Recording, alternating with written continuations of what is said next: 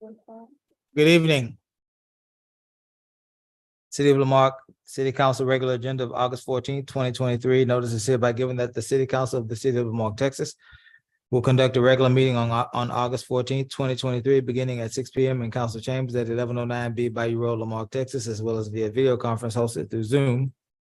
In accordance with section 551.127B of the Texas Local Government Code, the presiding officer and the quorum of the Lamarck City Council intend to be and will physically be present at 1109 B Bayou Road, Lamarck, Texas. This location will be open to the public and the meeting will be broadcast at this location on channel 16 and via YouTube. Council will meet for the purpose of considering the following agenda. The meeting has been called to order. Kiara, would you give us a roll call, please? Yes, sir. Councilmember District A. Present. Councilmember District B. Present.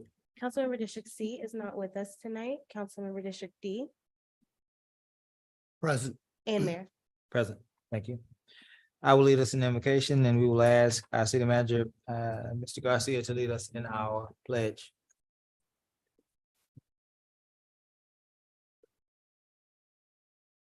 Eternal God, we acknowledge your presence in this place and certainly in our lives. We thank you for the opportunity to serve you, Lord, through local government. We thank you first and foremost for all of these, your people, citizens of this great country, the residents of this great community we call home. We thank you for those appointed officials that serve those citizens, those residents each and every day. We thank you, Lord, for these, your elected body. God, we pray that you would lead us tonight in wisdom and truth, Lord, compassion and kindness. Lord, that we would make Lamarck better to the glory of your name. In Jesus' name we pray. Amen. I pledge allegiance to the flag of the United States of America and to the republic for which it stands, God, indivisible, with liberty and justice for all.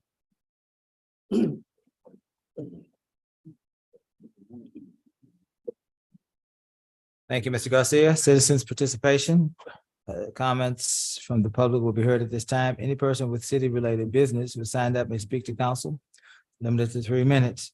Wishing to speak, give the mayor or the presiding officer your full legal name, your address, and the item you wish to speak about. Compliance with the Texas Open Meetings Act, the city may not deliberate on comments. Personal attacks will not be allowed, and personnel matters should be addressed to the city manager during normal business hours. If you're visiting with us via phone, you may press *6 to mute or unmute yourself.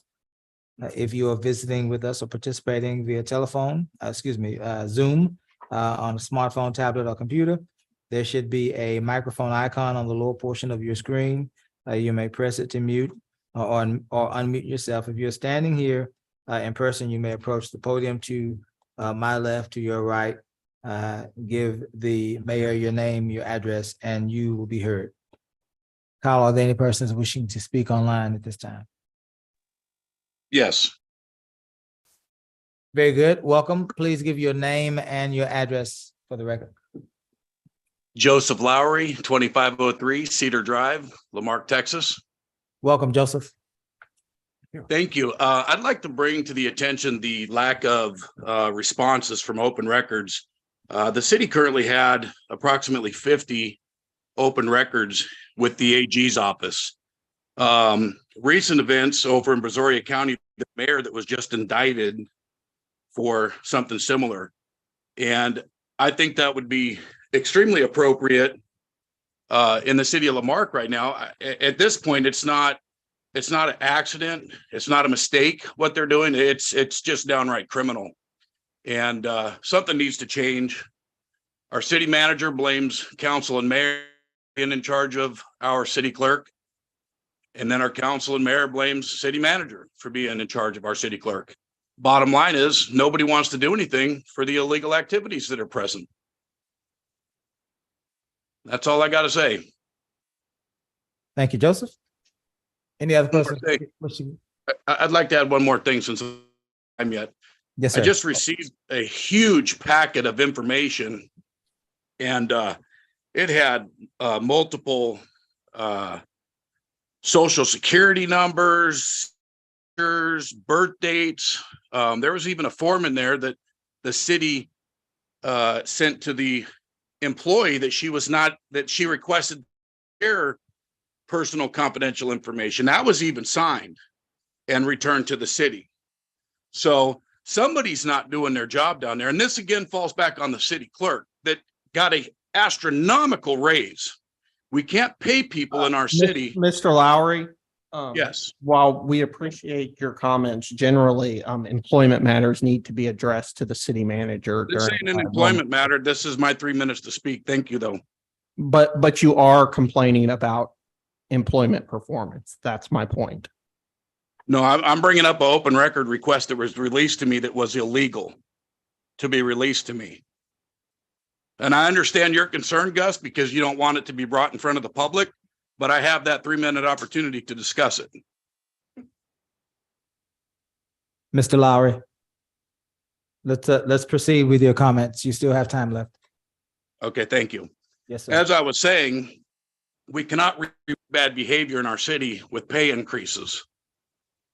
So that's something that falls back on Mr. Garcia, but I did receive an extremely large amount of illegal information that the city released to me, and I'm more than willing to pass that along to the individual that works for the city so that we're all on the same page. And that's all. Thank you, Mr. Lowry. Any other Thank you. persons online wishing to speak? Very good. There are 2 persons here with us physically wishing to speak. The first person is Mr. Richard Loftus. Welcome, Mr. Loftus. Full name and address for the record. Rashard Loftus, 309 Johnson Street. First item that I'd like to suggest has to do with code enforcement. This matter has been brought up in conversations. I'm under the assumption that perhaps we need to put code enforcement under the police department. It's just my opinion. Because as it stands right now, we're not getting a lot of compliance from some of the things that I've turned in. And it's very disheartening that we got to keep going over the same things. I keep getting emails back from code enforcement saying that they're monitoring the situation. They keep watching the situation, and some of these people just not going to comply. And one of the individuals is my neighbor, just not going to comply. Him or his landlord. We've been down this road 1,000 times, and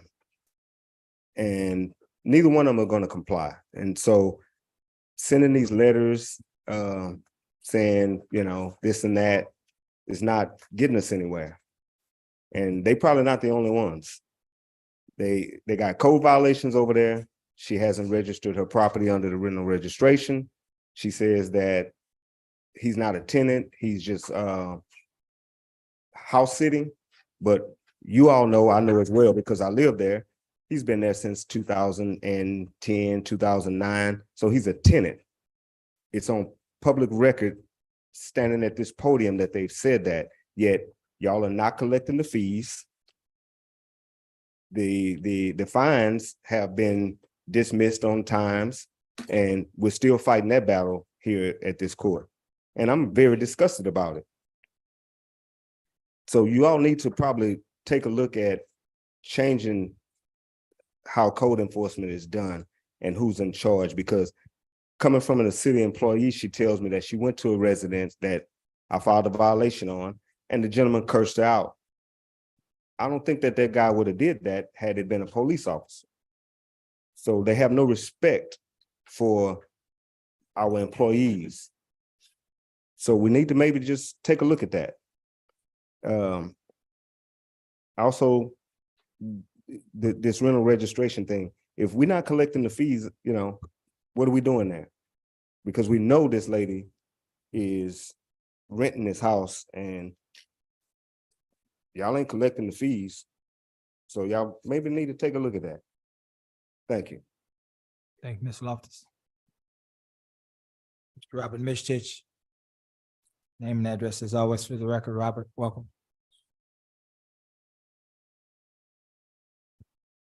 Robert Midstitch, 24 North Curlew, Lamarck. First off, I'd like to say a thank you to Councilman Carlson for doing the right thing and tendering his resignation. And thank you to mayor and council and administration for setting the replacement election for him in November that y'all are going to do in this meeting. I would request at that, because this is a very important election. All of them are, but this is not just city, it's state. And we really need that other polling place within the city. Y'all are going to set that tonight. And that is something that y'all request of the county, is to have that secondary polling place within the city instead of just having this one here. The other one, I've been requested because I want to speak to the mitigation fees in the public hearing section on that. But knowing that I was going to be up here, I had some requests to talk about the TERS. There's supposed to be a TERS meeting tomorrow, and it never got scheduled. No notice went out to anybody on that board until they called and found out, hey, it's not happening. And this was scheduled in advance at the time of the last meeting. And they're pretty PO'd when you consider that the response they received from the city was that we were just too busy. You had problems and going through all the budget, they just couldn't make the meeting. But yet you've got the EDC meeting scheduled for tomorrow morning. And, you know, it just didn't wash. We've got some major issues with the road out there, and we have some requests as far as what can be covered and what can be not. And this has to be done in that TERS meeting in that open forum. And we need to get that scheduled, and it needs to be done quickly. So I appreciate your help. Thank you. Thank you, Mr. Mitchell. Move to item 5, public hearings. Conduct public hearing to hear public input on 5.1 ordinance number letter O-2023-0005. Establishing and implementing a program to change mitigation rates for the deployment of emergency and non-emergency services by the fire department. Is there anyone online or in person wishing to speak to item 5.1 in the public hearing? Excuse me, before we do that, we're closing the regular meeting at 6:17. and we're opening the public hearing at 6:17. Thank you. Now we are able to allow for public comments on item 5.1. Anyone online or in person wishing to speak to item 5.1? Yes, sir, Mr. Mistich, you may approach.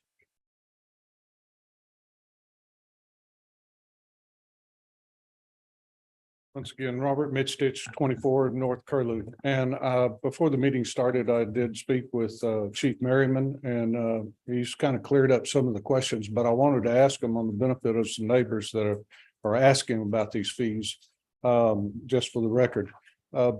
In reading the ordinance, it's a little bit ambiguous as far as who's going to be billed and who's not going to be billed.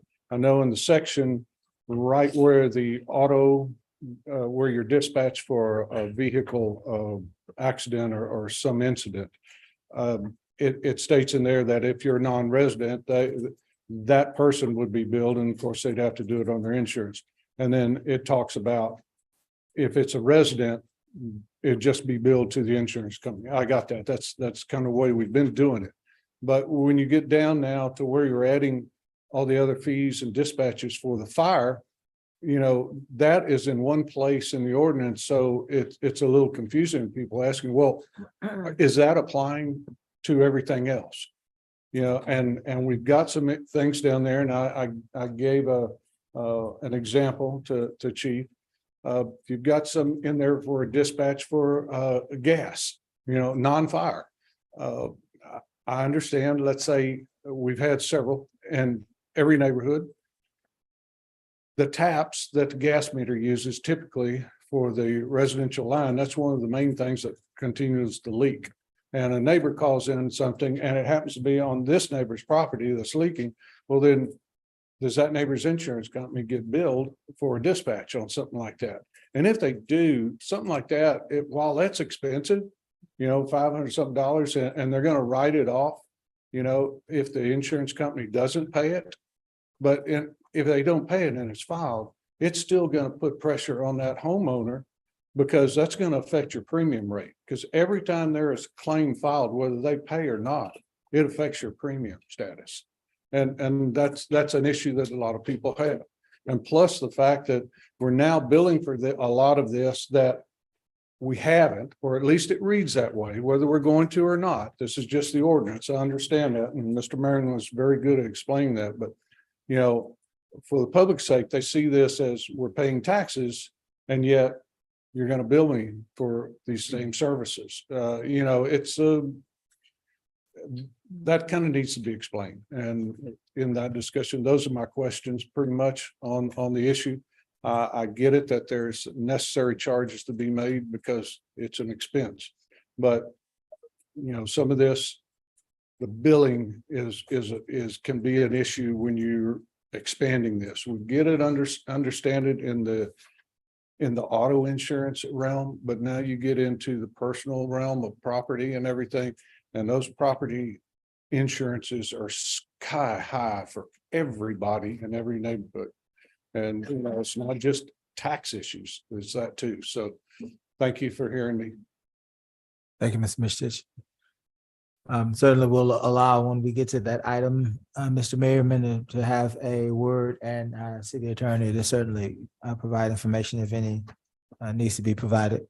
Any other persons online or a person wishing to speak to ordinance to item 5.1, excuse me.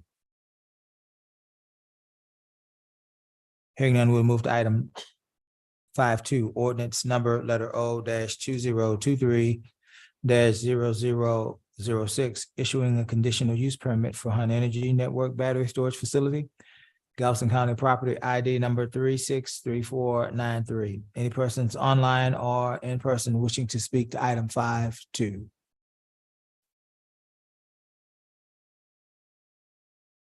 Hearing none, we'll move to item 5.3. Ordinance number letter O -2023-0007, repealing section 4-2 of the Code of Ordinances, City of Lamarque, Texas, making various findings related to the subject and providing for an effective date. Are there any persons online or in the audience wishing to speak to item 5.3?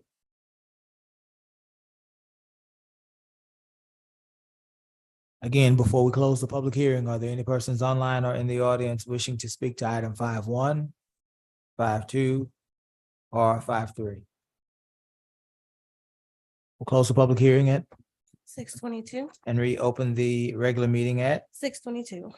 6. Ordinances, discussion possible action regarding approving 6.1 ordinance number letter O -2023-0005, establishing and implementing a program to charge mitigation rates for the deployment of emergency and non-emergency services by the fire department. Before we entertain a motion, we will certainly allow Mr. Garcia will allow Chief Merriman to come to provide a response. Council, we will allow Gus to provide a response from a legal perspective if there need be one. Welcome, Chief Merriman. Thank you, Mayor and Council. Chief, I'm so sorry, before you start, the three of us are obviously available to answer any questions pertaining to this item, should some persist. And obviously, whatever, subject matter questions, obviously Chief is available for that. Thank you.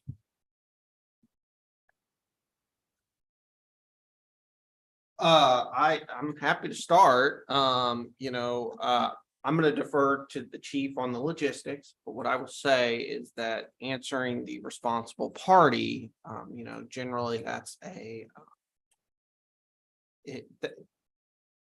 that is correct. Generally, that's a term you hear with auto accidents and other at-fault determinations. Essentially, as I understand it, what this company does and what this ordinance does is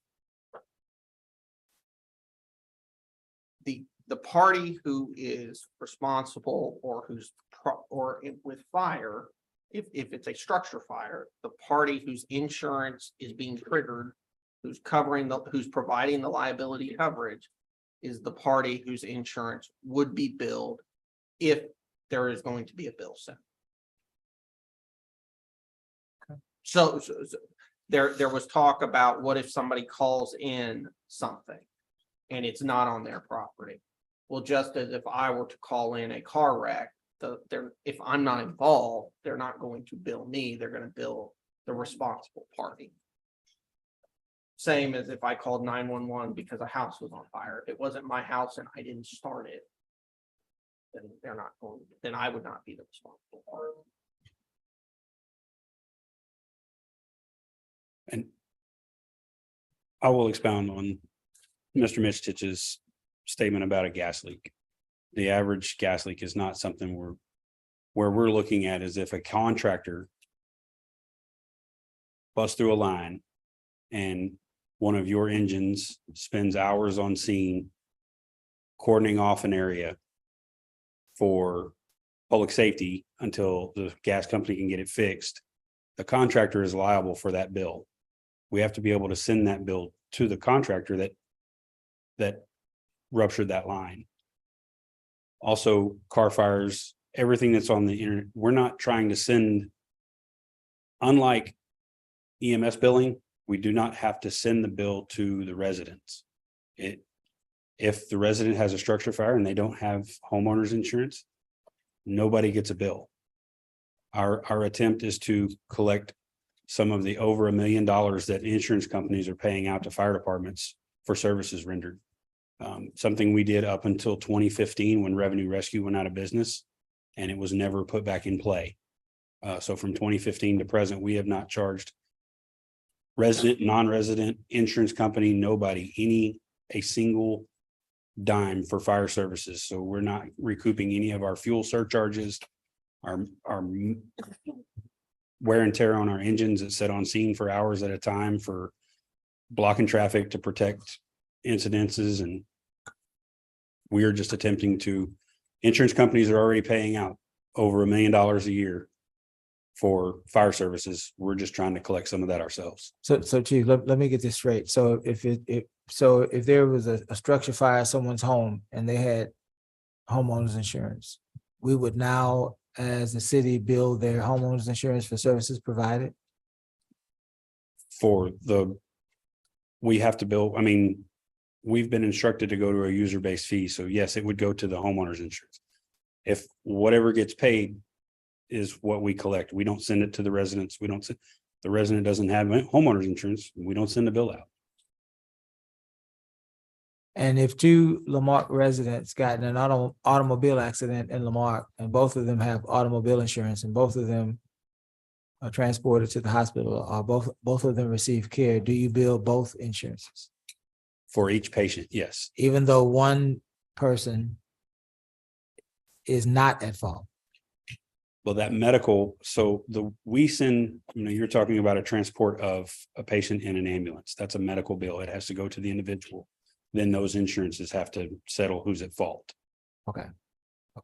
For the fire side of that, we would send the bill to the insurance that is on file, and the two insurance companies would sort out who pays for the whatever fees they choose to pay. Would that cost someone's homeowner's insurance to go up? I would assume that any insurance bill that we do is going to cause insurances to increase. Every time you have a wreck, your automobile insurance goes up, whether you pay a claim or not.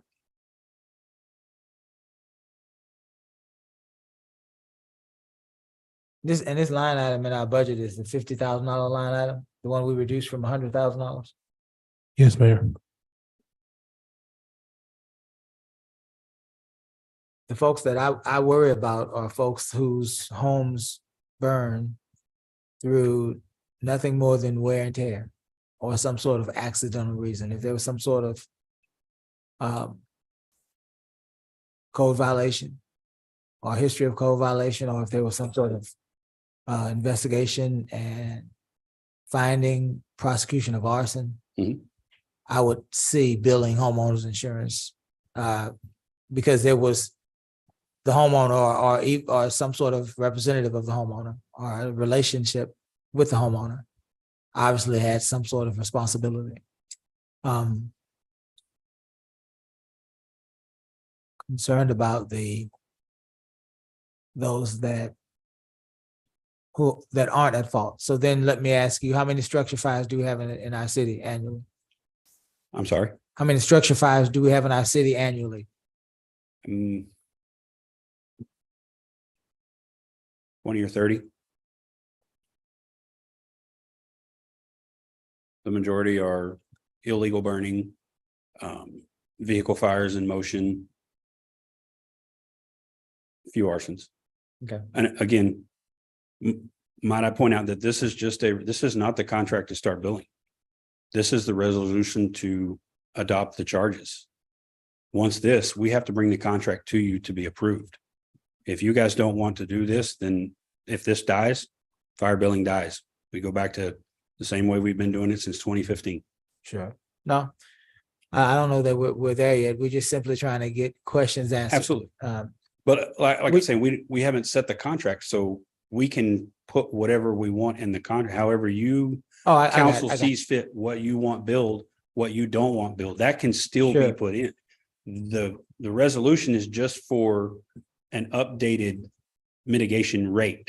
And what we did was we went to the company who does our EMS billing. They also do fire billing for local jurisdictions in this area. And these are the mitigation rates that other jurisdictions are charging and recuperating money for. Sure. Yeah. Could you speak to what Mr. Mistich spoke to earlier in his question? About Mr. Mistich said he spoke with you earlier. Could you help us to? It was clearing up the idea behind the gas leak and whether the residents were going to get a bill or not. Fire billing doesn't fall under the same rules as EMS billing because Medicare, Medicaid requires that you send a bill to everybody. If you don't have insurance, you will never see a fire bill for services rendered unless you live out of district. If you are a tax-paying citizen of this city, a fire bill should never go to your residence. If your insurance pays it, that's what we accept. We're not chasing and sending to collections or sending fire bills to our citizens that are taxpayers. We are simply trying to recuperate some of the dollars that insurance companies are already paying to fire departments all over the nation. But you said something I want to clarify. You said, and I don't know the answer to it. I wanted to make sure that we all understood it. You said our tax-paying residents won't receive a bill. Correct. What about those that are leasing property? If their residence is in the system only differentiates in district, out of district. So if your address is in Lamarque, it assumes that you're a tax-paying citizen in this town. You don't. So those that live in for every apartments, resident, rental, not just taxpayers. We wanted to rental. Yes, sir. Thank you. Residents of this town. My apologies. No problem. There. No problem. Just being clear. But anybody that has a Lamarque address should not, and I won't say will not because mistakes happen in automated billing systems, should not receive a bill for fire services. If they do, they pick up the phone, they call the fire station. They get in touch with my administrative assistant, my deputy chief, myself, anybody in fire administration, and we can contact our billing company and wipe that off of that. And that's fire and EMS. Yes, sir. Okay, cool. Thank you. It doesn't happen very often, but under our previous EMS billing company, we did have a resident that got sent to collections. And if that happens, we provide a letter to them to provide to the credit agency that says that should not happen. I've already provided one letter because they got a bill in error from the previous EMS. It's not a perfect system. Things get through and sometimes they get sent off by mistake. But if you get a bill for fire, you don't pay what your insurance didn't cover. And if you can't pay what your medical insurance didn't cover, you have to get a bill for that. Medical insurance, you have to get a bill for medical services because that is the rule. Sure.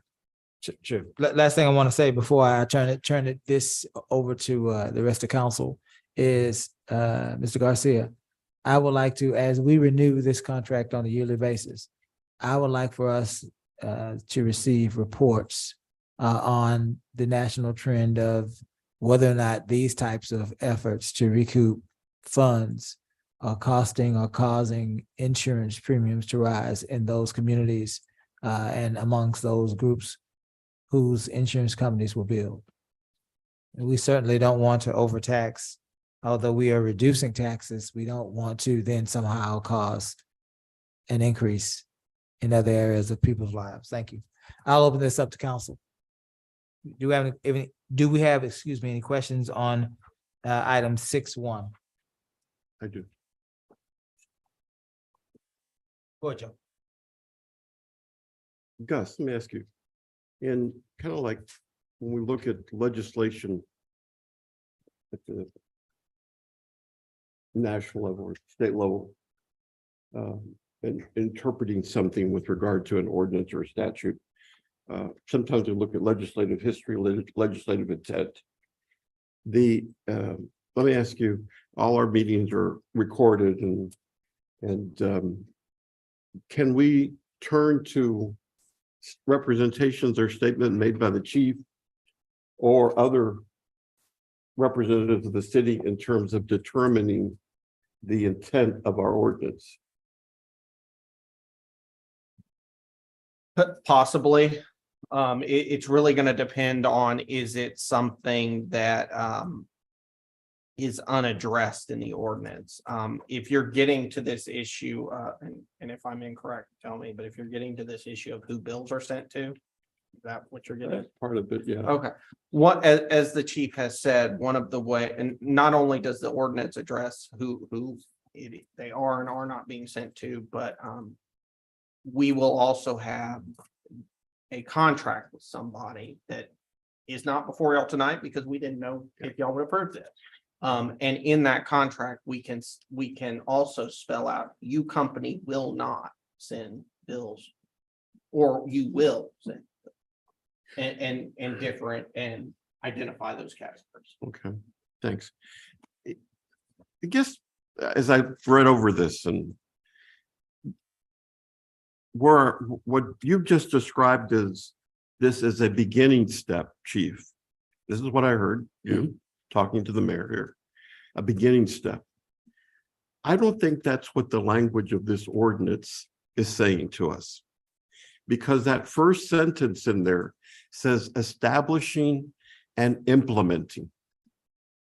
And those, as we know, Gus, have a legal significance, especially the word implementing.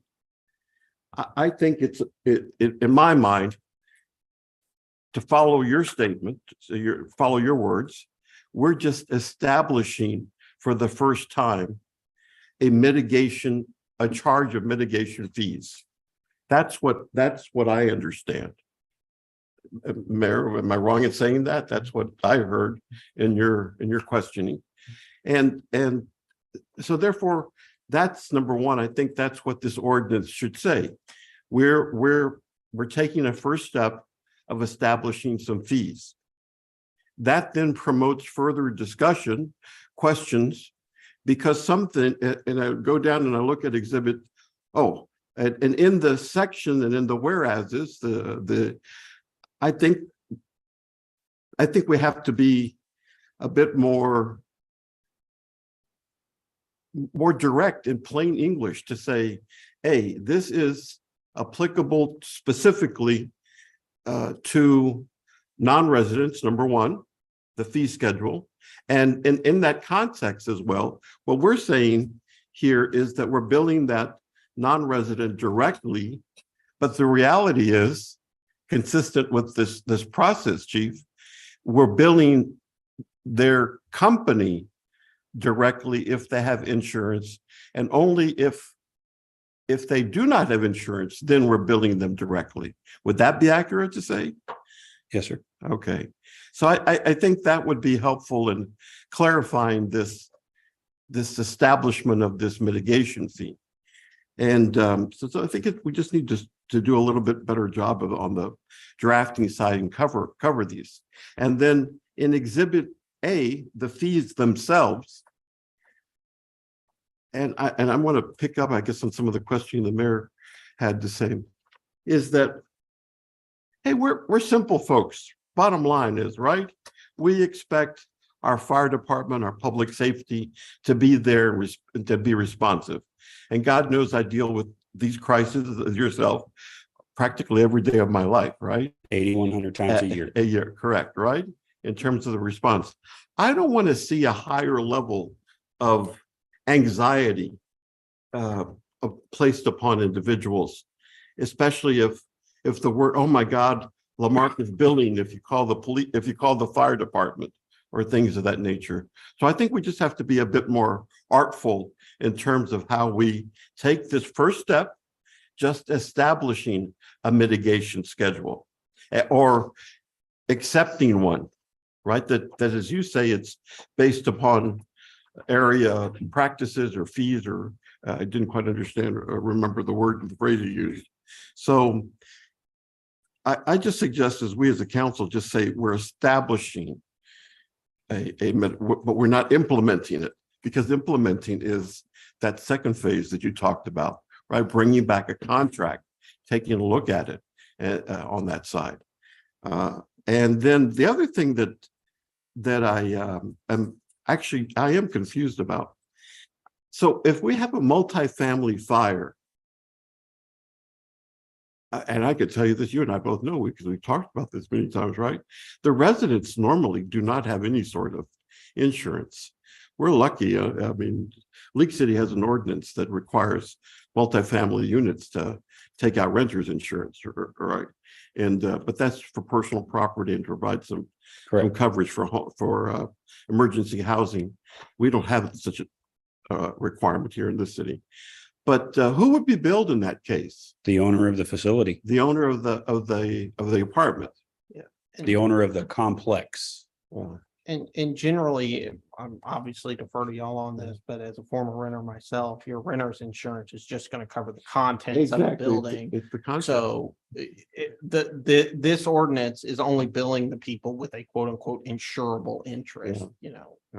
The contents of the building are not what, while valuable, Mhm. are generally not what's triggering. the And like I said, I think a little bit the artfulness in terms of the draft, you make that clear that don't get stressed out, folks.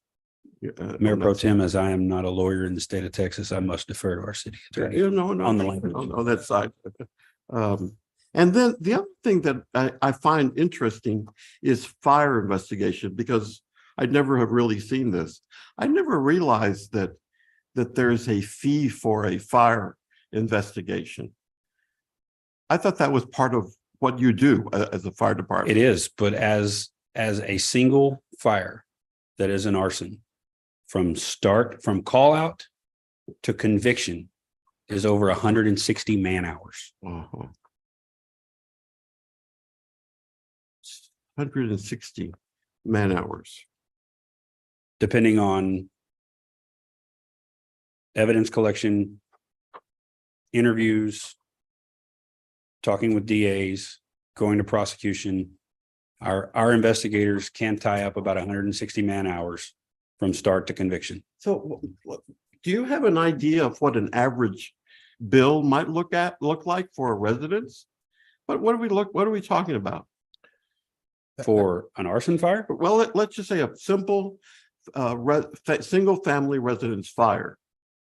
What would be an estimated bill? I would have to look through the ordinance, sir. I'm sorry, I don't. Yeah, have- that's what I was doing. I was trying to calculate it in my head. All right, we've got fire investigation that picks up afterwards, and now I understand that's a minimum of 160 hours, and then we have the response. Time out. We're speaking Okay. two different things. All right. Fire investigation, which is cause and origin determination, and then there's arson investigation. Arson investigation is where you go to court, you litigate, you file charges, you get felony convictions for arson in the state of Texas. That's where the 160 man hours comes in. Okay. A cause and determination can happen in a few hours, if not sooner. Well, then that's another area that needs clarification. I did not see that distinction between arson, and fire investigation. You talk about under the section of fire investigation that I'm looking at, there is a statement about arson. That's why it says, what does it say here? It says, arson dog unit, canine arson. So I just assumed this was also. That's if we arson have dog. to call in an arson dog. Yeah, There is currently not an an accelerant detection canine in Mhm. Galveston County. Mhm. So if we need one to assist in convicting a felony arsonist, we must call one in from Harris County or Brazoria County. I guess I come back to that. As I look at this exhibit A and me getting freaked out about what something is going to cost me, I don't understand what the It's not the going to cap is cost at. you, sir. I You will know not I get know the what it's going to cost. I'm paying for the insurance it's going to cost me, right? And if there's too many claims against my insurance, it's going to cost me because they're going to drop me. That's the reality here in Texas, okay? That's the reality. But I don't see an upper limit. I don't understand what possibly is going to be billed to my insurance. Do you understand? And it depends on, I mean, there are a bunch of factors that fall in. How many gallons of water are used? Yeah, see that? It's all, But here's the deal. So as Mayor Pro Tem is suggesting that each call is different. So each invoice to each insurance company will be different. Some may be $100, some may be $10,000, whatever the case may be. yes, sir. The issue is the council would, through contract, be able to control or cap that. The council can say that we will not allow for up to any more than $2,500 to be invoiced regardless of the cost. When that contract is brought to Right. you in council, it is your Yeah. prerogative. Yeah, right. So, and that's why I go back. It's entirely appropriate. We're establishing, but we're not implementing today. Today, And so I would, if we're going to do something today, Mayor, I all we're would, doing is I establishing. would add that we amend that to say we're establishing. Right. That's it. Right. And then we take it from there. And then we can take a look at these I really would love some caps. I think that that's important. Right now, it's an open-ended, in my opinion, but that's how I look at this. Sure. Let me get a question answered from your statement. Gus, does the Mayor Pro Tem's suggestion that we limit to establishment, does that somehow cause any issues legally with this ordinance? As far as as far as having to go back and do the first reading again, no. No, the effect is the same. Or that would not be a substantial change. Council, certainly you have the opportunity to ask questions of Chief Merriman, Mr. Garcia, or Gus. I don't have any questions. I don't have any questions. Very good. Did you want to add anything, Mr. Garcia? No, sir, we've made note of the suggested changes. We can certainly, if a motion is called, make that amendment as warranted and then bring back whatever information is required for the second reading. Let's be clear, no matter what we do tonight, there will not be any fees assessed or any invoices after tonight. Tonight is simply the establishment. Mayor and of council this- still has to approve the addendum to the contract. Absolutely. We're just being clear for the public. Council, should we take the Mayor Pro Tem's suggestion as a friendly amendment? I make a motion to take the mayor pro tems to the put an establishment instead of the implementation on this ordinance tonight. So you're moving approval with the changes Yes, sir. suggested? Is there a second? Second. Are there any further discussion? Hearing none, we'll call for the vote. All those in favor? Aye. Aye. Any opposed? Items 6.2. Ordinance number O-2023-0006, issuing a conditional use permit for Hunt Energy Network Battery Storage Facility, Galveston County, property ID number 363493. This has been discussed definitely over the past month or so by this council.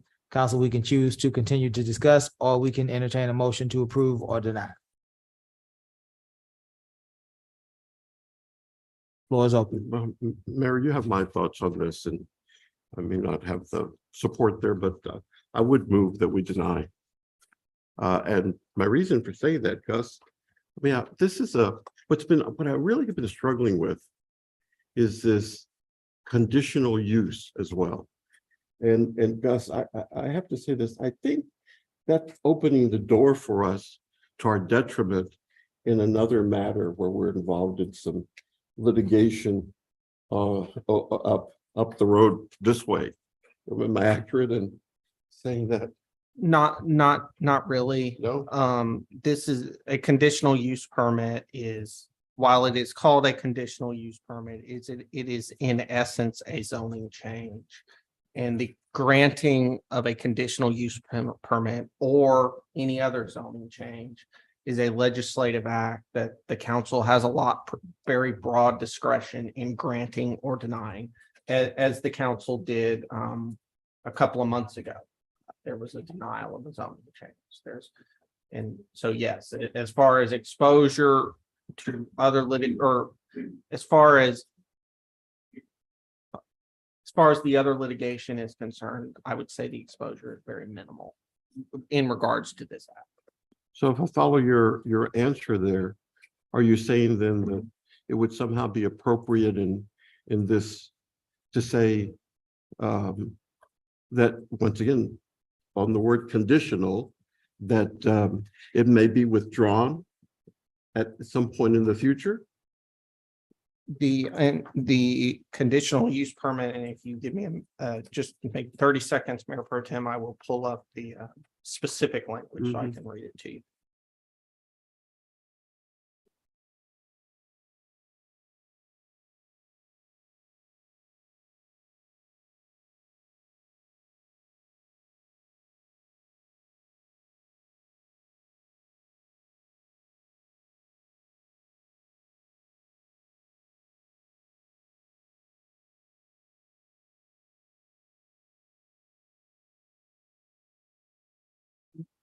And this is in 71.6, Mayor Pro Tem, in the last paragraph. The granting of a conditional use does not create a right to the use, and the conditional use may be canceled at city council's sole discretion.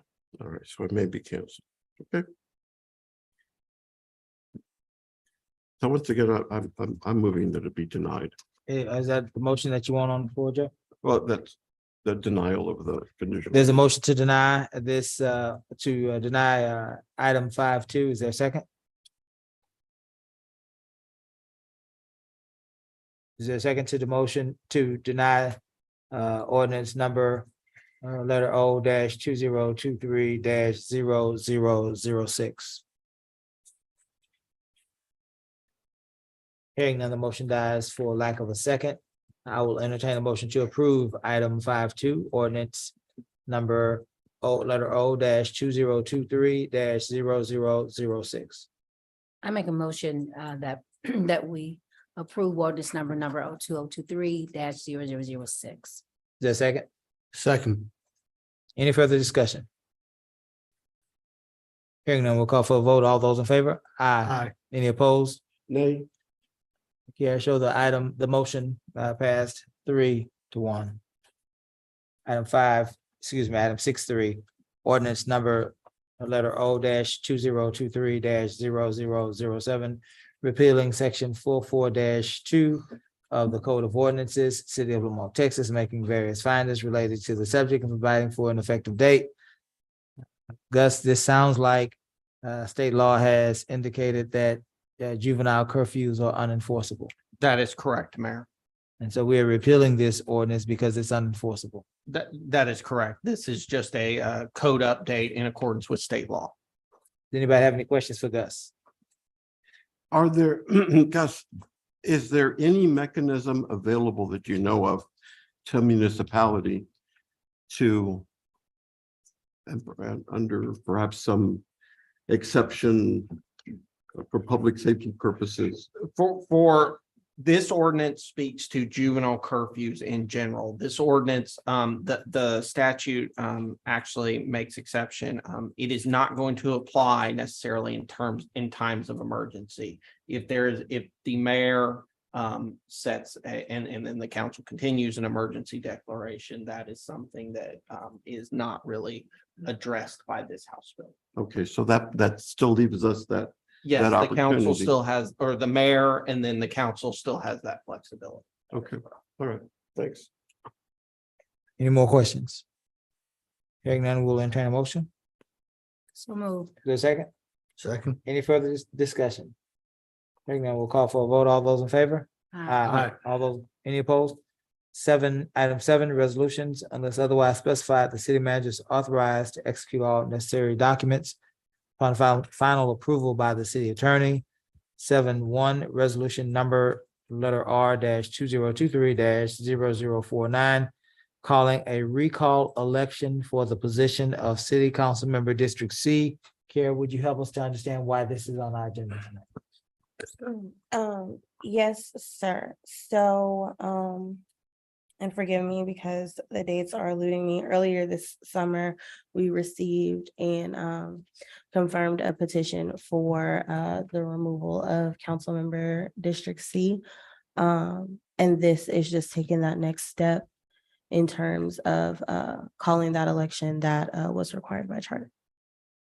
So I guess this is to you and to Gus. So although Councilmember Carlson has resigned, we still have to have this item on the ballot. Is that what you're saying? Yes, Mayor. And while there are a lot of legal technicalities that are going on,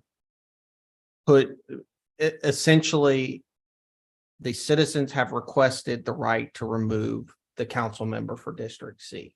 This is putting that action on the ballot. This, should it be effective, or should the recall be effective, he would be removed immediately under state law. His resignation is, and I know I'm jumping forward a little bit in the agenda. His resignation, he technically can continue to serve under what's called the holdover doctrine, which is he would continue to serve until his successor is elected and qualified. I believe Lamarque had that issue just a couple of years ago, not only with some council members who continued to serve because there were runoff elections.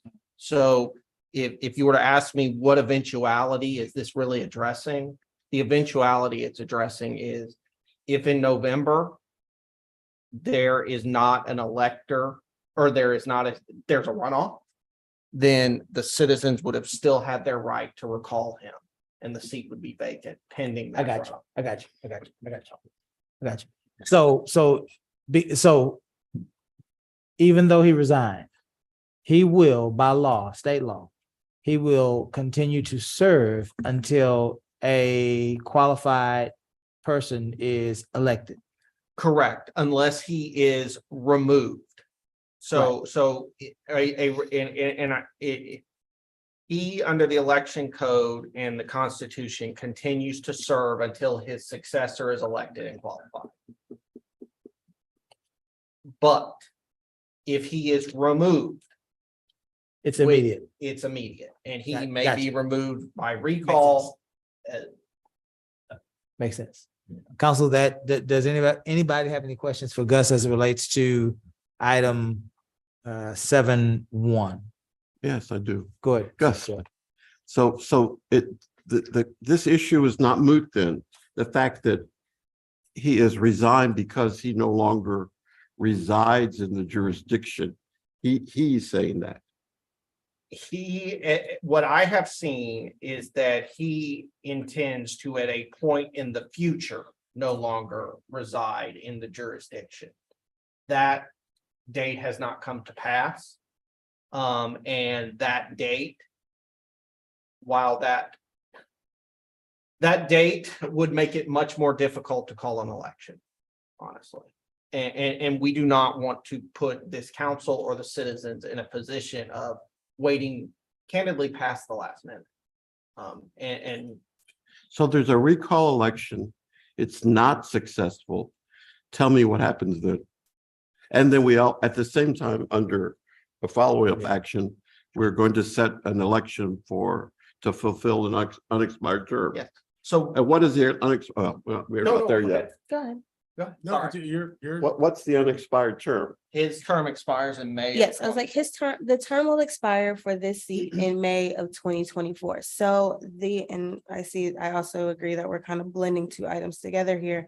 The unexpired term would start from the November 7th election date until essentially the I believe May 4th election date. So that would be the term. Now, that does not negate the fact that there will still need to be a general election on May 4th. That will still happen. So Gus, if I follow your logic, if the recall is not successful, he could still claim that he. No, no, no, no, no. No, sir. No. If the recall is not successful, then his resignation is then predominant. Yes. So then we fall back on his resignation, which says he serves until a duly elected member of this community is sworn. Yes. For his Correct. term. And that's the only reason this is on here. That is correct. Is if there is a runoff and we have a December runoff, then that would allow for District C to have representation by Mr. Carlson from November until December. If the recall was not. If the recall was not successful. Yes. That If is the correct. recall is successful, doesn't matter if there's a runoff, his term ends. Yes. Correct. So to be clear, you're saying that Mr. Carlson will continue participating in our council meetings? Potentially. Potential, yes, If he chooses to. if he chooses to, Uh-huh. if he doesn't choose to, there's nothing making him.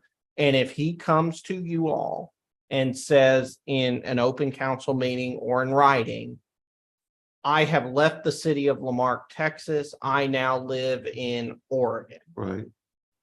then we would need council to just acknowledge that, Mr. Carlson, you now are no longer a resident of the city of Lamarck, Texas.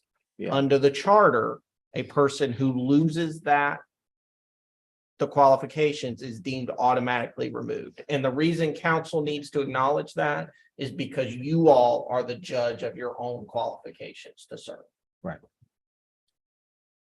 Any more questions for the city attorney as relates to resolution? Yes, I Go have ahead, one. So if Mr. Carlson, Councilmember, I guess I could continue calling him Councilmember Carlson, were to provide that acknowledgement, then we wouldn't have to have the recall election and the cost associated with that? So, yes, that means that, as long as we're within the contract, which also is later down the list, as long as we're in their window, we could cancel that election. However, I will state that since we will be having an election in November regardless, just because of item 7.1 and 7.2, the way the county billing works is if you're on the ballot, you're on the ballot, and then they distribute those costs evenly. It doesn't matter how many questions or propositions that we have, you're gonna. If the city's on the ballot, you're gonna pay a flat fee. A fat sum, a flat fee, regardless whether or not you have 10 propositions or one election. And that cost is for one ballot site, one polling place here, or is it? So we Two. have countywide polling places in Galveston County. So anywhere in Galveston County that has an election being held by the Galveston County Elections Division, you can vote. So you're not restricted to only voting in the city of Lamarck if you're a Lamarck resident. If you're a Lamarck resident that works in Texas City or Galveston or Dickinson, you can access your ballot at those locations. Well, that's not my question, but you're We don't in the pay contract, per we are location. not going to have a polling location on the west side. I can verify that. So the county picks their locations. They tell us what locations they're gonna use.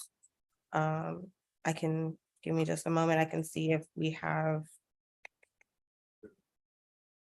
their November reservations. They reserved the community room.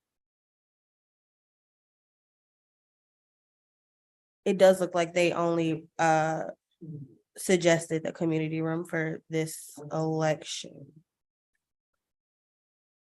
Now, when we reach out to them, to turn in our contract, I could definitely ask them if there is an appetite for having that second. We need I would clarity, request- and I would like for them also to respond to you in writing.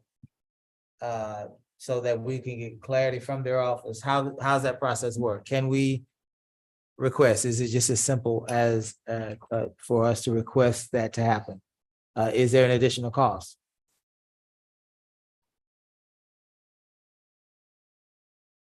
Or is that? That district. This is what make it pay close. Something on that side of that? Yeah, that would be Bayou Vista. Okay, that- Yeah. this- Is the Bayou Vista polling location open? I haven't received their list of locations yet. A lot of that is gonna be determined by who turns in requests for, those elections contracts, and when they finalize those locations, I only know that they asked us. But typically that is one that is a standard. Okay. I think we got enough to work. Thank you. Any more questions for city clerk or the city attorney on resolution number letter R dash 2023-0049? Move acceptance, Mayor. Is there a second? So moved. Second. Any further discussion? Hearing none, we'll call for a vote. All those in favor? Aye. Any opposed? 7-2, resolution number letter R dash 2023-0050, calling a special election on November 7th for the unexpired term for council member District C. Again, any questions for the city clerk or the city attorney as it relates to item 7-2? I believe we got it. We understand it now. Let's, Move to approve. is there a second? Second. Any further discussion? Hearing none, we'll call for the vote. All in favor? Aye. Any opposed? 7-3, resolution number letter R dash 2023 -0051, authorizing an agreement with the Galveston County Elections Division for special election on November 7th, 2023. I will entertain a motion. But I'm sorry, Mayor, clarification, Kira. Mhm. I don't see the agreement itself, right? It's just authorizing an agreement, but I don't see an agreement. Exhibit 1, no? Something else? At the time of making the agenda, the Galveston County Elections Division had asked us to hold because they needed to make a revision to some of the language. They were still waiting on some dates to be clarified from the state. I believe there were some changes made in this last legislative session, so that's why it is not attached. However, the elections calendar does require us to go ahead and order this election by August 19th, which I cannot do unless, yes. Well, let's, I think that we would be able to, if the deadline is for us to call an election, do we have to have the contract signed tonight? Can the contract then, do we have to take action on this item, tonight? Is it possible to wait until the fourth meeting of the fourth Monday of this month to have the contract and then act on it when we have the contract in hand, or? Sorry, I'm just looking for the date. The most important by law point that we need to, is to call the election, right? Yes, sir. So Sorry.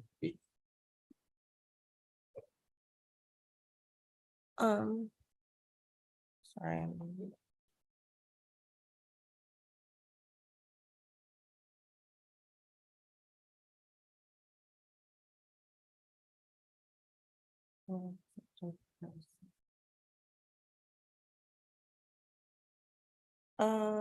I believe.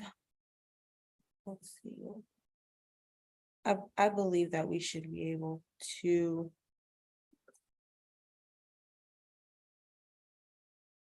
Yeah, I believe that we should be able to get that done.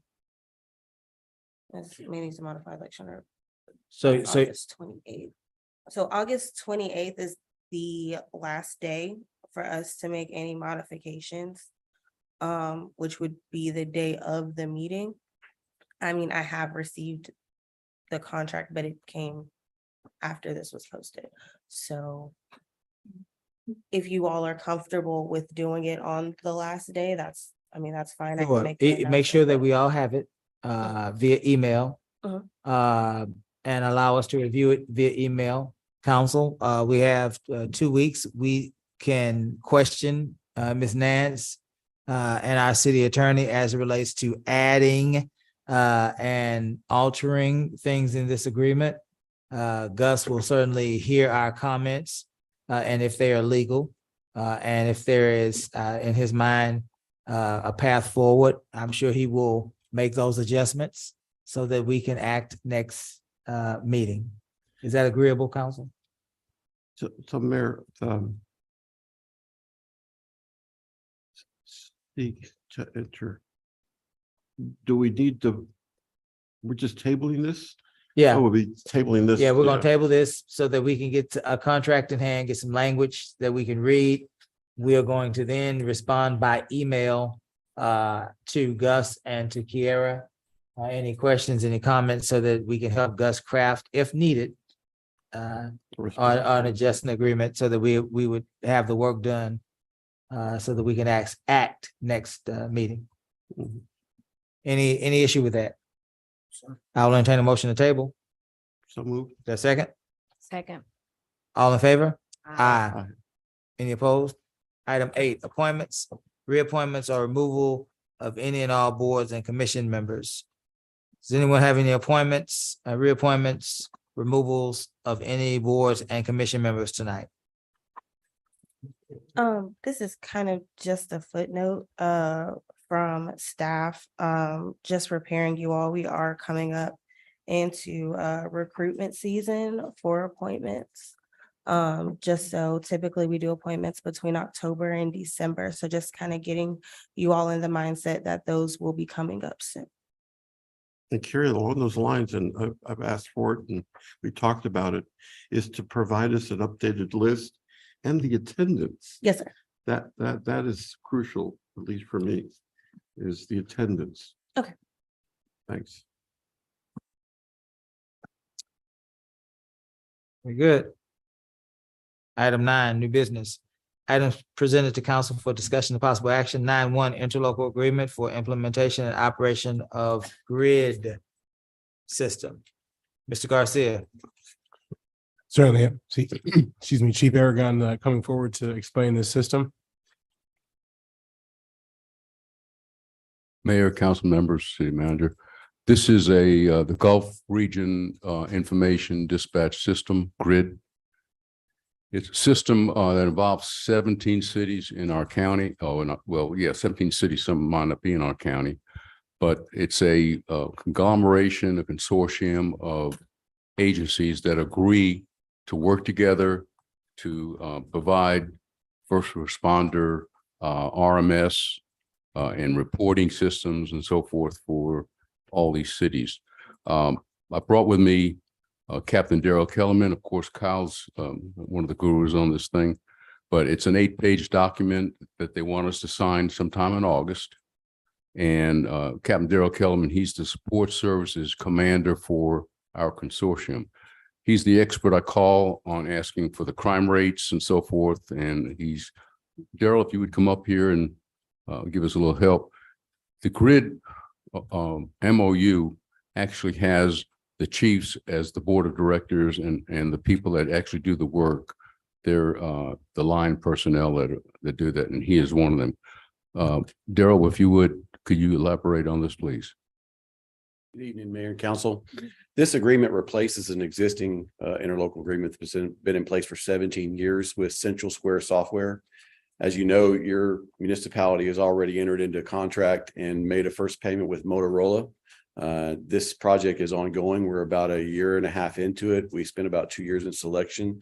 So that's already been in place. We're actually have servers in place now. We have Motorola folks on site this week, finishing the provisioning with that. Training is forthcoming. The agreement that you have in front of you under consideration today is an agreement that every agency on the consortium is moving to in replacement of the current agreement that's been in operation for 17 years. You'll notice if you look at this one compared to the other one, The current one in place now references a lot the Central Square technology, which is going away and being replaced with Motorola. It also provides an attachment of a new charging matrix, which amends the way in which the payments to the consortium are being handled. There's about a $25,000 fee for capital replacement for some servers or infrastructure network equipment that we may have to replace from time to time. You'll also notice that the normal server implementation charges that have been back charged to all the participating agencies on that matrix have now been replaced, and it's no longer on this particular matrix. It's actually being charged directly to the agencies under the contractual agreement with Motorola. So League City will no longer collect that. The fees that are collected under this new matrix, this new agreement, are for the 2 grid staff, the $25,000 capital replacement fee. And so moving forward under this agreement, once we go live with Motorola, what you'll see is a bill from your Motorola based on the contract agreements that the city of Marque has already entered, and the additional 3 charges that you see in the attachment with this new agreement. There's also some additional information in this contract that deals with mitigation from server outages or malicious code or any type of hacking or any type of threat assessment that comes from another agency. So recently we had to turn off, for instance, Nassau Bay, they had a denial of service attack. And so in order to, just as a safety precaution, to keep those types of issues from migrating to other cities or other networks, we would temporarily sever that particular network until we get those issues taken care of. So with that, any questions about this agreement?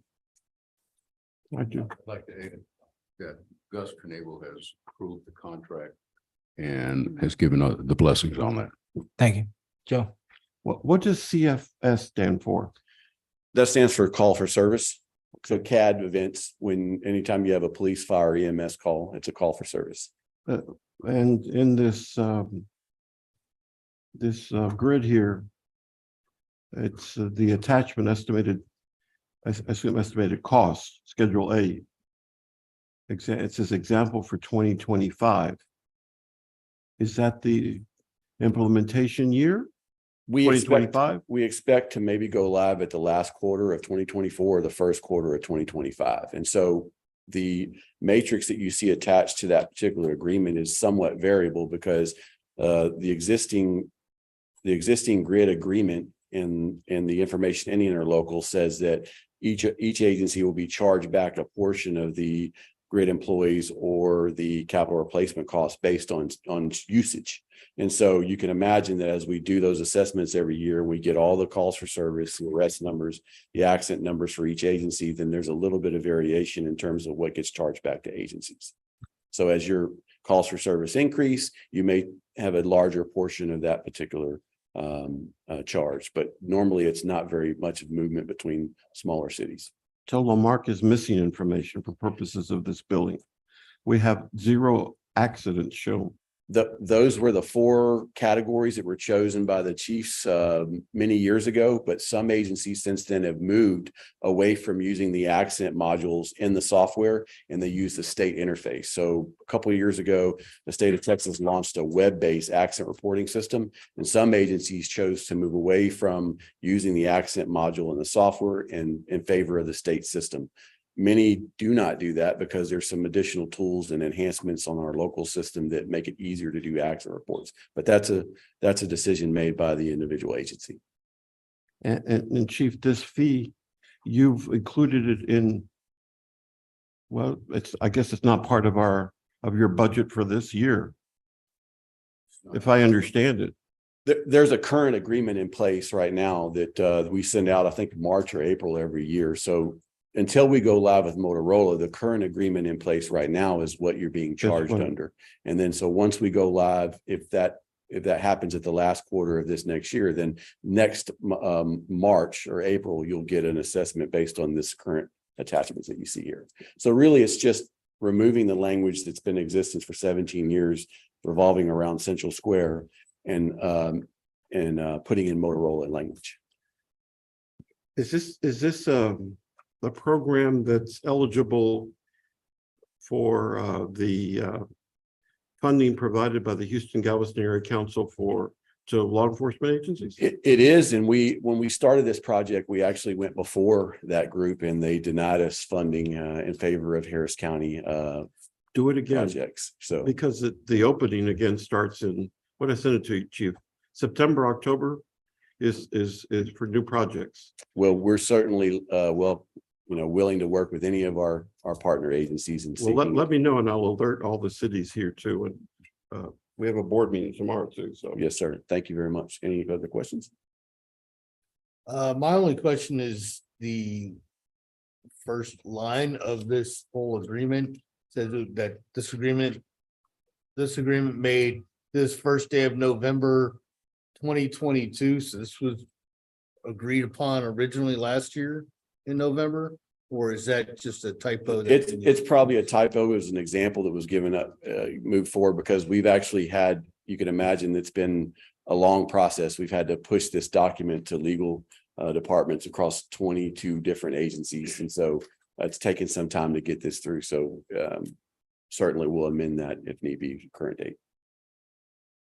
That's my only question. Thank you, Ms. Yancey. Thank you. I will entertain a motion. So moved. The second, Second. any further discussion? Hearing none, we'll call for the vote. All those in favor? Aye. Any opposed? Item 9.2 is being pulled. Ms. Nance, would you like to share the reason for 9.2? Yes, so during the budget session, you all requested that this be brought up, staff proposed that this would be brought at the next regular meeting. We tried really hard to get it there, but it's just a few things that we still needed to get finalized before we could bring that audit to you. So this item will have to come to you at a later date. The fourth Monday of the month? That is the anticipated date. Yes, sir. Very good. Thank you. Item 9.3, proposed tax rate. Propose a property tax rate per 100 of taxable value for tax year 2023 and call a public hearing on August 28, 2023. Council, I would like to make a motion that we adopt the no new revenue tax rate this year of 0.418058, which again will not raise any additional revenue on the taxpayers of the city of Lamarque for this fiscal year. Is there a second? Second. Any discussion? Chair, could you please clarify the schedule that we're under? That with regard to action on this? As to when they're gonna, like what meetings we anticipate doing things for, that we're asking. It's just in the calendar that you'd outlined, and Mhm. I was been in that trial last week or this week. I don't even remember what week. Yes, sir. So So, between the charter and kind of the state recommendations, we will have 2 public hearings on the tax rate, which is why you'll see that first public hearing that's requested, I believe, for the 28th. Yes. Yes. So that first tax rate public hearing is will be held on the 28th. We'll also do the first reading of both the budget and tax ordinance on that date. And then the following meeting, which is September 11th, is when we'll do the public hearings for the both ordinances, the budget and tax ordinance, set those rates. So that way we can have that completed if all goes as planned without any significant changes between now and then, before 2 weeks before our charter required completion date, which is September 27th. and Mayor, the first time I've seen this, right? The tax calculation. Was it passed out last week? It was. Yes, it And was. I'm just from the review that I've made here. There's just some numbers that don't make sense to me right now, like rate necessary to impose $500,000, line 70. And if I'm looking at that accurately, it says 0.032. And I don't think that's accurate. See, that's, I don't think that's, that would be 3 cents.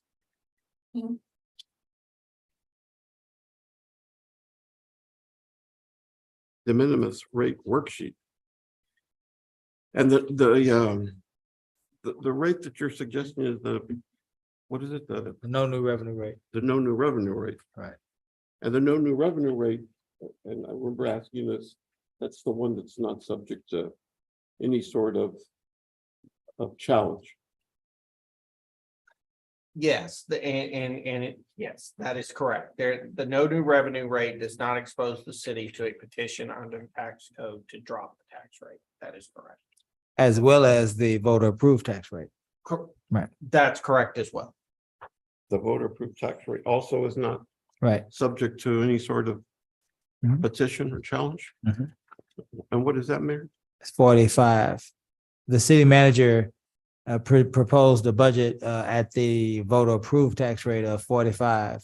And last week I alerted council that I would be making a motion to adopt a tax rate of 41 cent at the no new revenue tax rate.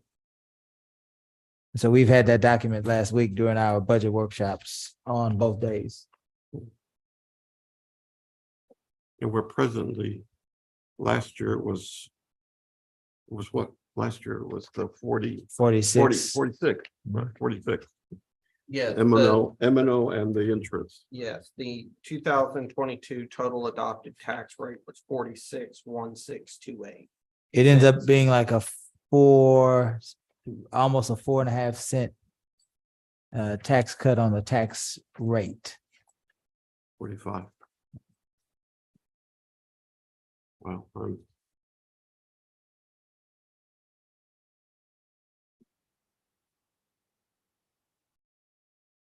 The good Any news, Joe, is go that ahead. we can talk Thanks. about it. We still have time to talk about it. And we still have time to look at it. I think the issue is that we've got to put it on the table, so we'll have enough time to discuss it in time for our charter vote in September. But the vote now is For the tax to it would be set for it. the 41, right? Right. Mhm. For- Yeah, and I'm not ready for that. Yeah, but Well, my friend, I believe we're getting ready to have a voice call vote on that very subject. If there's no further discussion. The tax rate has been proposed, has been 41 cent, 0.418058. It's been motioned and second. who made that?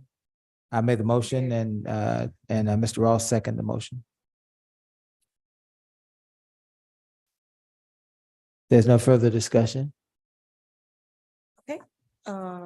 Councilmember District A, how do you vote? Yes. Councilmember District B, Nay. Councilmember District C is not with us tonight. Councilmember District D Yes. and Mayor. Yes. The record will show that the motion will pass 4-1. 3-1. Sorry, 3-1. Everyone. Yes, ma'am. Missing one. Thank you, council. Item 9 for, I'm sorry, Joe, go ahead. Who do, go to the city manager or who produced this? That was in the city manager's proposed budget. Okay. Yes, this was part of the actually second draft of the budget workshop. We actually reintroduced it at the last meeting, but it was also part of the second draft that we introduced 2 weeks ago. I know, but who produced, who did the calculations? Who am I going to direct my questions to? You can direct them through me, it was done Okay. through our finance department, and then also with the assistance of. All right, thanks. Thank you, Mayor Pro Tem. Item 9 for Lamarque Charges Contract, 3-year contract between the city of Lamarque charges for use of fields in Mahan Park during football season. Mr. Garcia, would you like to? Certainly. The Lamarque Chargers came through the process, went through our Parks and Recreation Board. I believe Mr. Bach was here. He may have stepped out. But the Lamarque Chargers are a youth football program who's expressed interest in using Mahan football and soccer field for their football games here starting towards the end of the month. Their immediate need is for just about two months roughly to get through their season. This is our working with our Parks and Recreation Board to get some more programming in our parks. And this has already been blessed by the Parks Board as well. It went to them first. They approved it. They approved for us to go forward with negotiations. This fee of $200 a month is in line with what we approved for softball that was passed by you last time. And we're ready to answer any questions you may have.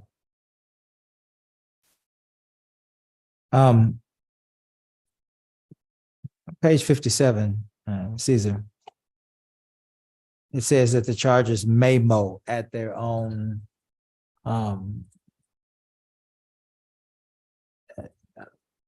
discretion, if you will. I don't know if I'm comfortable with may. How often are we going to mow? Mayor, which section was that? I'm sorry. I'm sorry, it's on page 57. Section Thank you. 8. Thank you. We're going to follow our regular mowing schedule, which keeps the grass at playable condition. This was more in line to if any additional mowing was necessary, in line with the fact that they had a game coming up before our schedule. So we will keep in line with that. This was more for preparation of the field, meaning lining the field, in this case, if it's football, for a home game and so forth. So we are actually going to keep mowing inside the field on our scale. Okay. Correct, sir. Yes, sir. The other question I had is, it seems like we're giving them unlimited usage of the concession. It basically says that we are giving them unlimited usage to sell food. And it doesn't say sell food, there's a typo there, but it means to sell food. Certainly.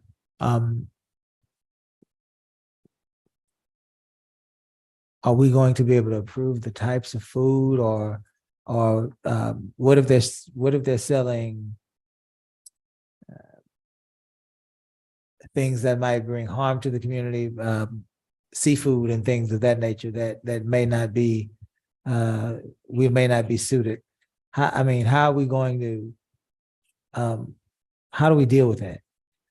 So right now, as long as they're following all the applicable laws, ordinances, and or regulations deemed to sell food in general, that's what's currently in place now.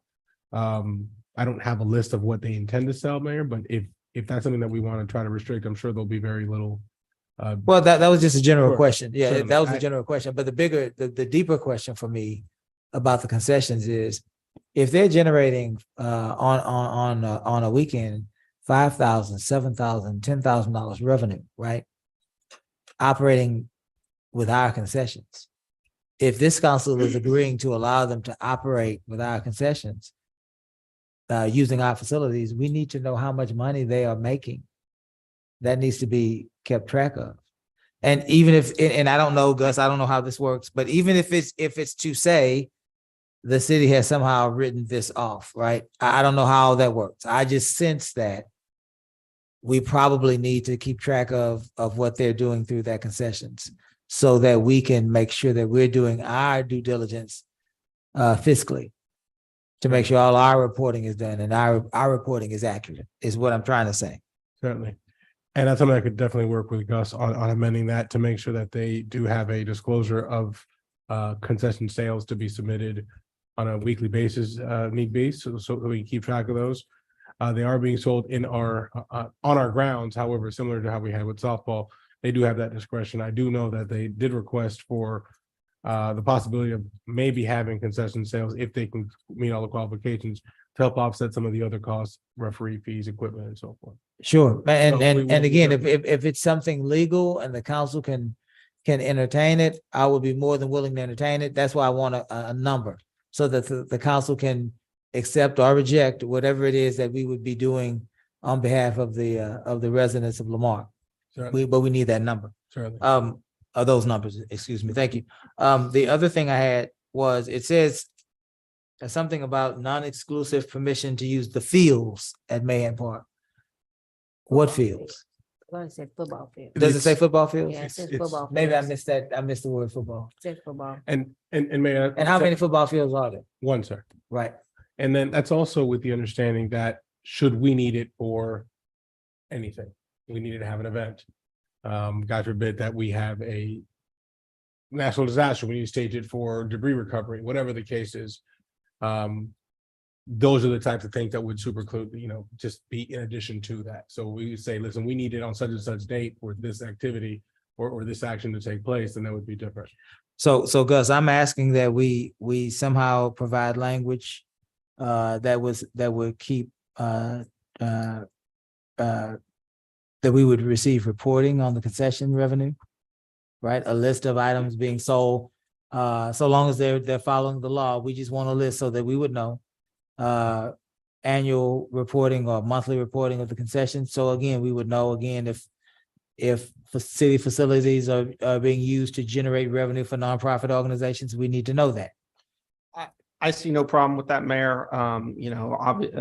The airports of Houston are publicly owned and they require the same thing of the restaurants in there. So I see no issue with it at all.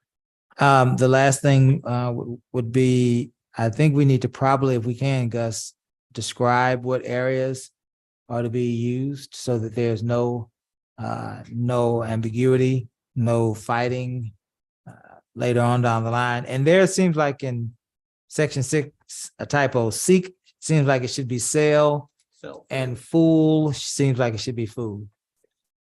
That's all I have. Does anybody else have anything for Gus or Caesar as it relates to the Lamarque Chargers contract? I was waiting for Mike Roth to come in because I wanted to talk to him about what we talked about during the budget meeting, which was the issues of the concessions being in bad shape and then potential liability issues. So how are we going to safeguard that? Through our public works staff, a lot of those upgrades have been made already? already. Oh, okay. And obviously it would need a path inspection, make sure that it is qualifiable even before we begin that for a third party use. 'Cause I remember we were talking about the concession stands were unprofessional, the spikes and the fencing, I think it was, we talked The about. fencing separate from the concession, but that was more related to the baseball fields. So all of that is going to be, because my concern is safety Absolutely, for the children, Mhm. because they are a pretty large group. absolutely. And so you have it's playing all over, that kind of thing. So, but that's already, Totally separate side of the park. The fencing for the football, soccer area is probably some of the best fencing that we currently have. okay. A full inspection of the field, to my understanding, has been done by all parties, and we're positioned to make sure that we can safely move forward, not just for bathrooms and concessions, obviously, Right. from that case, but more importantly for field play. But are they practicing and doing their tournaments though there? It would be Yeah. games, only for their home games, correct? And we'll Only only for prepare the home about games. 2 months because their season's about to start. Okay, Now, barring that, depending on how deep they go in the playoffs, they may need to extend another month, but preemptiveness right now, But- that's a but it's consideration. for 3 years or basically 3 months of game and practice. Roughly, unless they want to add more activities, and then at that time we'll come back, to represent that differently, so to the actual council and to the parks board as well. Mhm. Just for clarification, there's a small concession trailer at the football field that is not connected to the large concession stand that you might be referring to by the baseball field. The concession Right. stand, that concession stand will not be used. So we're talking about the trailer. Yes, Right, sir. okay. And it's rather new, is my Yeah, understanding. I've not I'm just seen it concerned about close. those areas we talked about, and you're gonna have little kids and running and all that.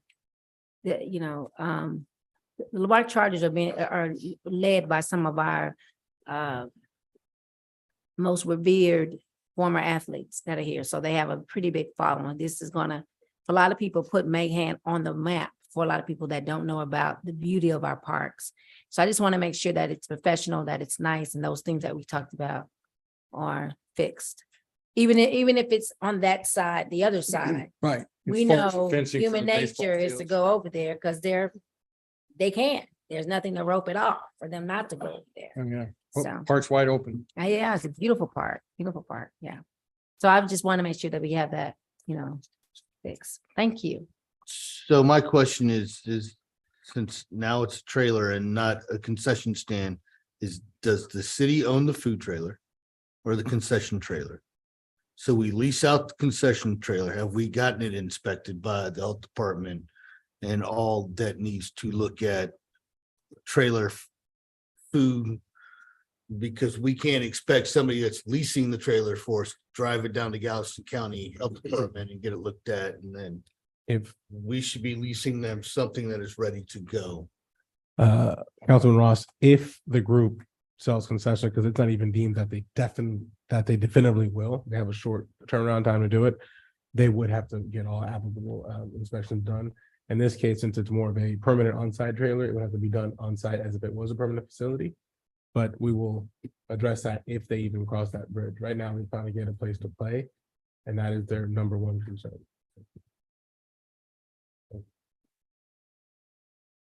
Section 11. Second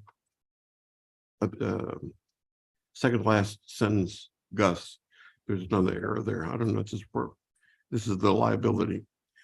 $1 million for property damage and E of not less than $1 million per occurrence. So, and just to clarify on the issue of fees collected at the concession stand, I'm my most interest, I don't care what they're serving, truthfully, but I am interested in the total amount, right?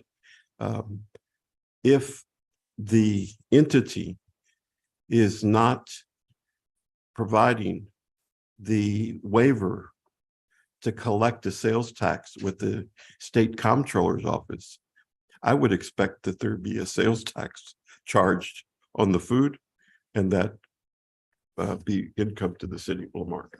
But you have to have a waiver. For nonprofits, No, you don't. ma'am, you have to have a waiver file. Huh? The comptroller's office. You can, but you have to file a waiver. It's not automatic. Oh, well, I wonder if they know that, so, cause I mean, I'm a mom, right? And so I've been over a lot of soccer booster football clubs, and I was over the Lamarck, I was on the, not over, but on the football booster, and we didn't have to do that, so Oh, maybe we're supposed to, now we know. okay. All right. Any more questions for administration and staff on the Lamarck Cougars contract? Hearing none, we will entertain a motion. So moved. In a second, Second. any further discussion? Hearing none, we'll call for the vote. All those in favor? Aye. Any opposed? Item 9.5, items for the good of the order. Council, certainly, Mr. Ross, we'll start with you and work our way this way. All right. So it's been a busy couple of weeks with our budget meeting. I'm glad we have survived that as unscathed as best we could. During the meetings, I was asked, glad we were putting the contract for an election contract on hold, but I was asked if we could put a ballot measure on to have our budget looked at, audited, going back to 2017, August of 2017 specifically forward. Just a general audit, but so that was asked by several citizens about that one. I also want to thank Galveston County Connects for the last cleanup we did in District D. We did over 130 pounds. Yeah. Picked up out there. I know Richard and I pulled a bumper out of a ditch off of Fifth Avenue. It was a interesting find. Also, September 16th, our local VFW is going to have a POW MIA event to explain exactly what the POW MIA day is. Even though that's on the 15th, that's a Friday. We've decided that at 10 o'clock on that Saturday, it'd be nice to see if the city people want to come out and hear a little bit about POW MIA Day and what it represents and how we as a country look at it and celebrate it, what the flag stands for and everything. So that's all I have now. Okay, this season is back to school season, and just want to encourage you all to pray for our babies as they get ready to go back to school. For most of them, they start this week. Some start next week. The good news is Mainland Preparatory or now Ignite Community School in my district went from the label of a D all the way to an A. So we are very proud. Yeah, that's hard to do. So that they just got the news a couple of weeks ago. So our schools, all of our schools are definitely improving. And that's just some of you heard the last time we were here, that now Marque is number 6 in the area for the top 10 places to live in real estate. And I don't think, Mayor, we've had that designation in the last 20 years. So we're really excited about that. That will make people call the area and to develop as well. The other thing that I just found out today, and I want to inform our parents, our grandparents, there was a Texas law that was passed in the last session at the very end. Senator Perry added it, that if any student is caught vaping, whether it's an e-cigarette vaping, whether it has marijuana inside it, it doesn't matter. They would get an automatic 45-day DAEP designation.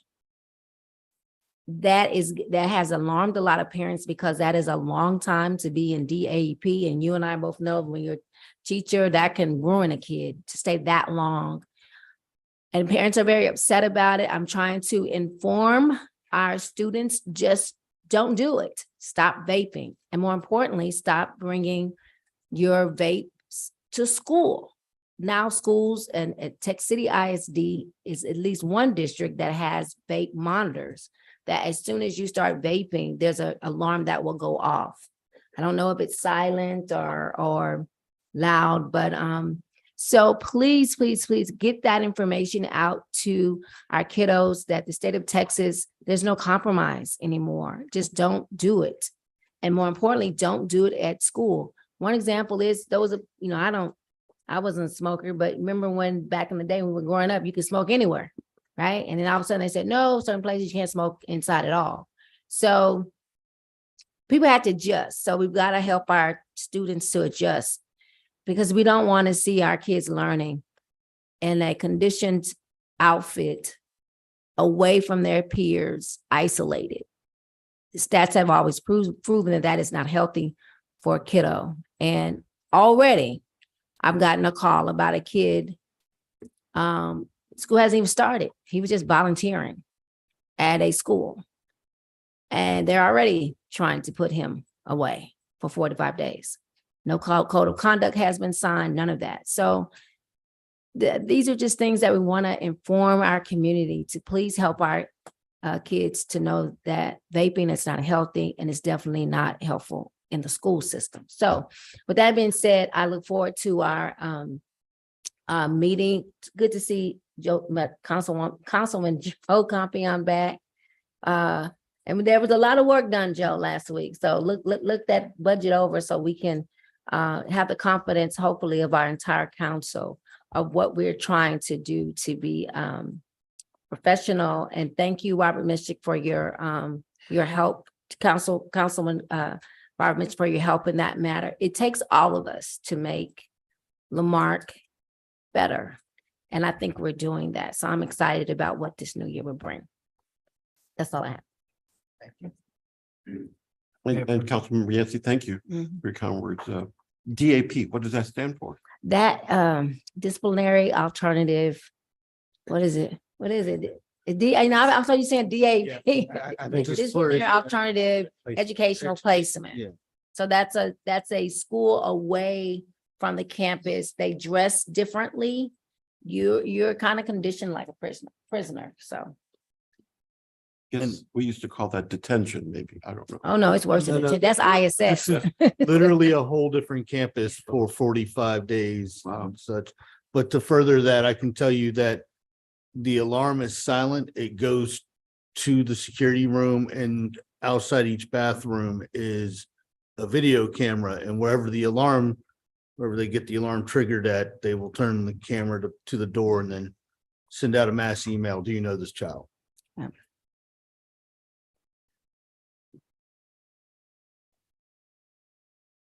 I apologize.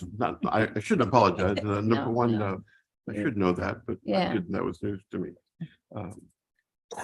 My absence last week was necessary. I'm a plaintiff in a lawsuit on redistricting, trying to keep Lamarque consolidated as a community in terms of representation. That trial continues for another, at least a week, if not for 2 weeks. And so I'll be also continue to participate in that. We have a Houston Galveston Area Council of Government meetings tomorrow. As I said, this police equipment, and I know I said to you the grant opportunity on Solid waste. solid waste as well too. So to the extent that we can participate and you alert me that we've submitted those things, we can work collaboratively, and that's what it comes down to, I think, as a community. Let's work together. One thing I've noticed, and I've had to drive a lot to Houston and Galveston even, people are crazy on the roads. I hope Lamarck doesn't get that way. I love it that 3 or 4 minutes I could be here. But I am concerned with school starting, that folks, we have to slow down. I don't know, we just slow down, please, for the safety of our kids and ourselves too. Us older people that are driving out there and are following the speed limit and getting fingers told that we're number 1 on the freeway. So we're out there. Okay. So thanks, Mayor. I want to add too about, there was at College of the Mainland, they had a back to school event. It was amazing. Over 700 kids came. That really let me know the need of our community. And if there's anything you would like to donate or help with our schools, they need it.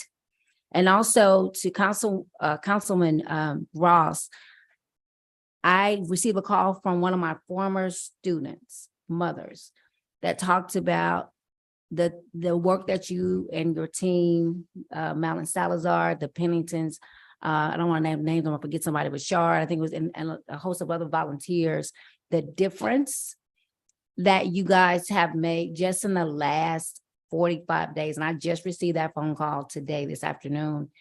And I know sometimes it gets hard, but know that you are doing good work. It makes a difference when they see the city out there, and we're representatives, not just you, but our volunteers working to make our community better. So that was, I've never received a call from District D, a parent saying something like that. So thank you. Thank you, Mayor. Congratulations, Ignite. And certainly we want to be mindful that school is starting. Children are walking to and from school. We have sidewalks coming on Main Street and Bayou, but they are not here as of yet. Be mindful that our children are passing through as they travel to school. I wanted to request that we are provided more background information on our agenda items, and that the community, the agenda that's published on the website, provide more background information. There was a time that the department heads would provide background research, fiscal impact recommendation, historical context on what we would be dealing with. We need to get back to that on a regular basis. That historical context is very, very important, especially for a volunteer council. We're not here every day. We don't know the everyday inner workings of city government. So we need as much information as we can to make decisions on behalf of the residents of this community. I also wanted to remind you that on last week, Mr. Garcia, we discussed certificates of obligation. And we directed you to earmark those funds to certain projects within the community. I would like to see those directives in some sort of a resolution for council to direct you, so that you would have your marching orders for those certificates of occupancy for the next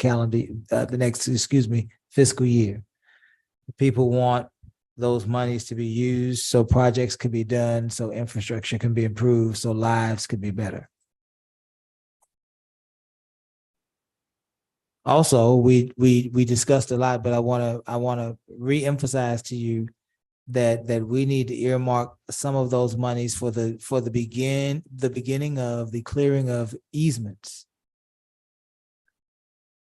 There was a report today that I received about a couple and a ditch that has not been, I believe the couple has repeatedly tried to access city government to seek help concerning this ditch on front of their property.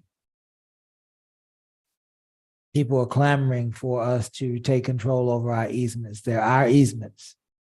And so I'd like to see this year in those funds, us starting that process. Some of the worst easements in our community. The 10 worst, I don't know. I don't know what that number would be.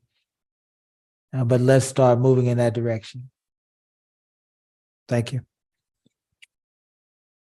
Mr. Garcia, did you have anything further? No, not at this time, Mayor. The only thing I wanted to just present and share with, for good of the order, we will be showcasing this.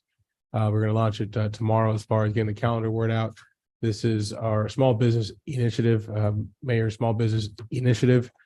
And we hope to get the word out timely so we can get this out. The first kickoff will be held September 12th. We're still finalizing location. We want to get this out as a save the date so we can get enough folks to RSVP. There will be a QR code on here with a chance for folks to go through Eventbrite and register. But we're proud to announce the fact that we're trying to get the ball rolling on this initiative. Very good. Thank you, sir. Council, anything further? We'll entertain a motion to adjourn. So move. Is there a second? Second. All in favor? Aye. Aye. We stand adjourned.